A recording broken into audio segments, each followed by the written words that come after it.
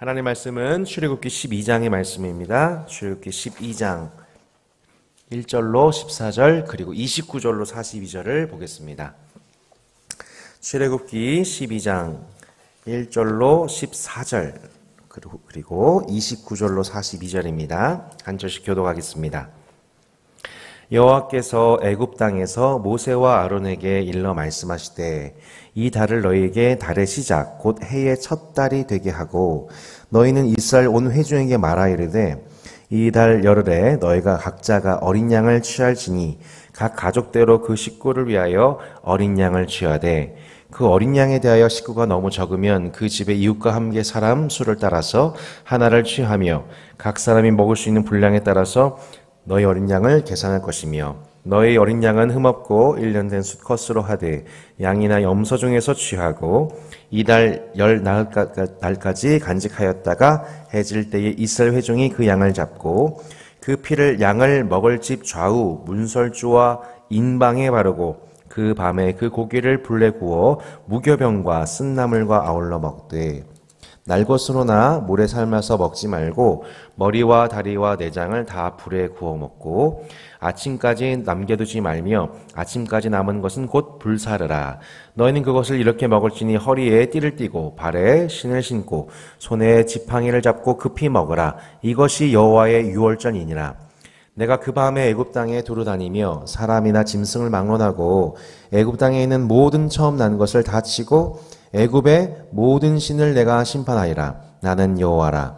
내가 애굽 땅을 칠 때에 그 피가 너희가 사는 집에 있어서 너희를 위하여 표적이 될지라.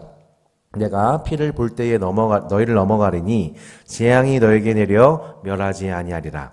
너희는 이날을 기념하여 여호와의 절기를 삼아 영원한 규례로 대대로 지킬지니라. 아멘. 자, 29절로 42절입니다. 밤중에 여호와께서 애굽 땅에서 모든 처음 난 것 곧 왕위에 앉은 바로의 장자로부터 옥에 갇힌 사람의 장자까지와 가축의 처음 난 것을 다 치심에 그 밤에 바로와 그 모든 신하와 모든 애굽 사람이 일어나고 애굽에 큰 부르짖음이 있었으니 이는 그 나라에 죽임을 당하지 아니한 집이 하나도 없었음이었더라. 밤에 바로가 모세와 아론을 불러서 이르되 너희와 이스라엘 자손은 일어나 내 백성 가운데서 떠나 너희의 말대로 가서 여호와를 섬기며 너희가 말한 대로 너희 양과 너희 소도 몰아가고 나를 위하여 축복하라 하며 애굽 사람들은 말하기를 우리가 다 죽은 자가 되도다 하고 그 백성을 재촉하여 그 땅에서 속히 내보내려 하므로 그 백성이 발교되지 못한 반죽 담은 그릇을 옷에 싸서 어깨에 매니라. 이스라엘 자손이 모세의 말대로 하여 애굽 사람에게 은금 패물과 의복을 구하매 여호와께서 애굽 사람들에게 이스라엘 백성에게 은혜를 입히게 하사 그들이 구한 대로 주게 하심으로 그들이 애굽 사람의 물품을 취하였더라.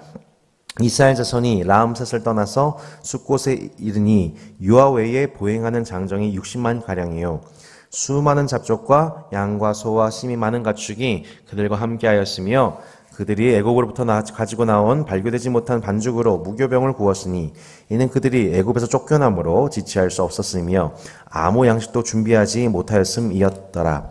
이스라엘 자손이 애굽에 거주한 지 430년이라 430년이 끝나는 그날에 여호와의 군대가 다 애굽 땅에서 나왔은즉 이 밤은 그들을 애굽 땅에서 인도해 내심으로 말미암아 여호와 앞에 지킬 것이니 이는 여호와의 밤이라 이스라엘 자손이 다 대대로 지킬 것이니라. 아멘. 예, 여러분 긴 말씀 읽으시느라 수고 많으셨습니다. 예, 우리 출애굽 12장의 말씀은 너무나도 유명한 유월절의 사건을 통한 출애굽의 과정을 우리가 말씀을 보고 있습니다.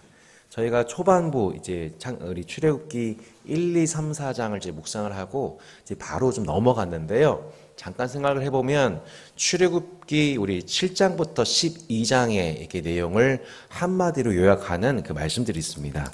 그 말씀이 뭐냐면 출애굽기 12장 12절이라고 볼 수 있습니다.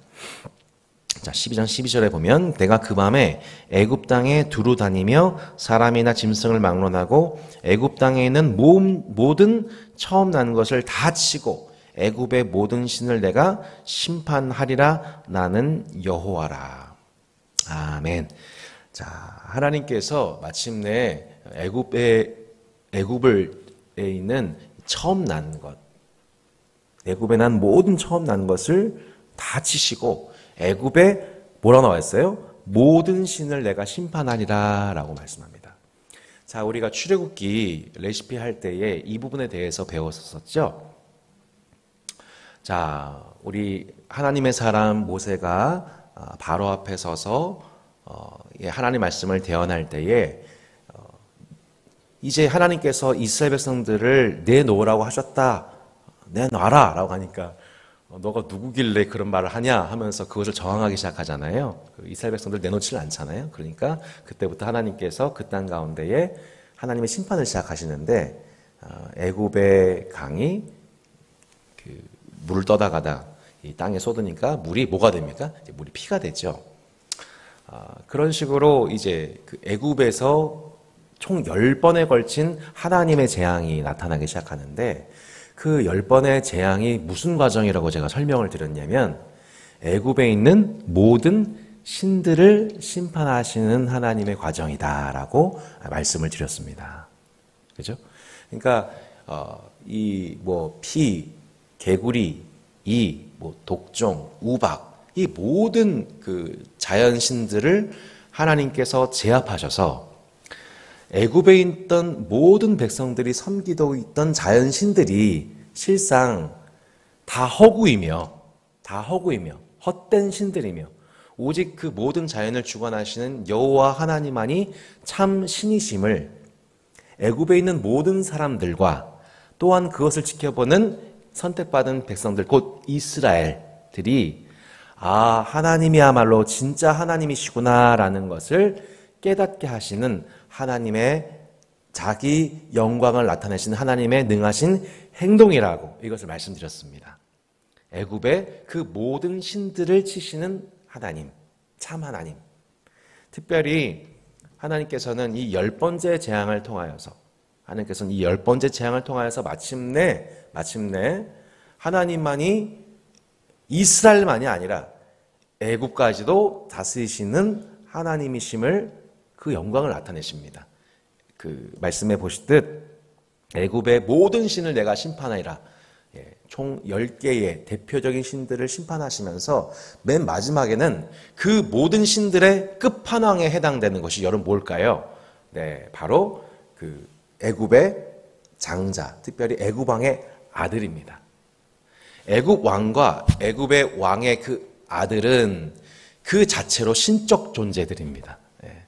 그래서 이 애굽 왕의 첫째 아들을 하나님께서 치시고 말씀해 보시듯 29절 볼까요? 밤중에 여호와께서 애굽 땅에서 모든 처음 난 것 곧 왕위에 앉은 바로의 장자로부터 옥에 갇힌 사람의 장자까지와 가축에 처음 난 것을 다 치심에 그 밤에 바로와 그 모든 신하와 모든 애굽 사람이 일어나고 애굽에 큰 부르짐이 있었으니 이는 그 나라에 죽임을 당하지 아니한 집이 하나도 없었습니다.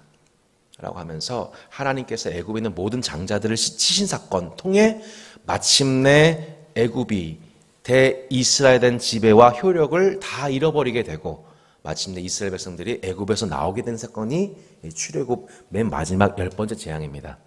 여러분 이 사건은 무엇을 의미합니까?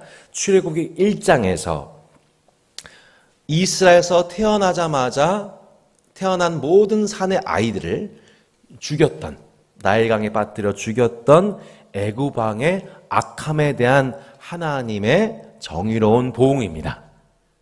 이 정의로운 보응을 통하여서 마침내 하나님은 이스라엘의 고통과 고난을 보시고 들으시고 아시고 또한 그 원수의 모든 악행에 대해서 보응하시는 하나님이심이 마침내 그 사회가 나타나게 됩니다. 여러분 애굽 왕과 애굽의 악함이 무엇입니까? 네, 애굽 왕이 신적인 존재가 되어서 그 땅에 거주하고 있는 이스라엘 백성들, 특별히 갓 태어난 산의 아이들을 죽여도 아무도 뭐라고 하지 못합니다. 그곳에 이 애굽 왕의 악행을 아무도 고발하지 못해요. 옆에 있는 애굽의 술사들, 술객들, 신하들 꼼짝도 못합니다. 백성들 이의제기 못합니다. 왜요? 애굽 왕이 곧 신이니까. 애굽 왕과 장자가 곧 신이니까 그 악한 영적인 피라미드 체제 가운데에 갇혀 있고 있던 이 애굽의 악한 체제, 이 세상 악이라고 볼 수 있죠. 이 세상 악을 10번의 재앙을 통해 완전히 무너뜨리신 하나님, 승리하시는 하나님, 악에 대하여 악의 구조를 무너뜨리시는 살아계신 하나님이십니다. 원수에게 정확하게 보응하시는 하나님이시죠. 이 출애굽기를 통하여서 우리 하나님이 이렇게 공의와 정의의 하나님이심을 우리는 말씀을 통해서 확인하게 됩니다. 자, 이 모든 신들을 치신 그 하나님을 경험하게 된 이스라엘을 향한 하나님의 구원의 부르심이 무엇이냐면 우리가 맨 마지막에 봤던 출애굽기 12장 40절로 42절입니다. 이스라엘 자손이 애굽에 거주한 지 430년이라 430년이 끝나는 그날에 자 뭐라고 나와 있습니까? 여호와의 군대가 다 애굽 땅에서 나왔다고 말씀하고 있습니다. 자, 말씀 조금만 찾아볼까요? 출애굽기 7장 4절에 보면 7장 4절에 보면 이런 말씀이 나옵니다.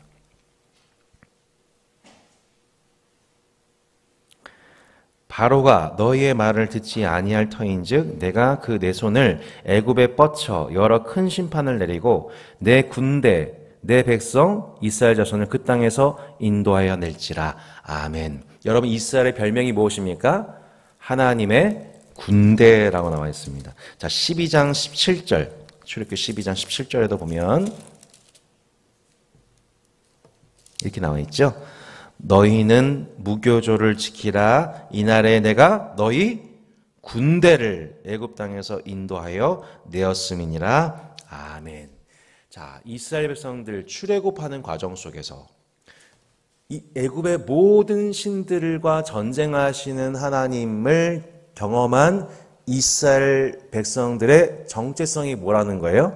하나님의 군대, 영적인 군사들.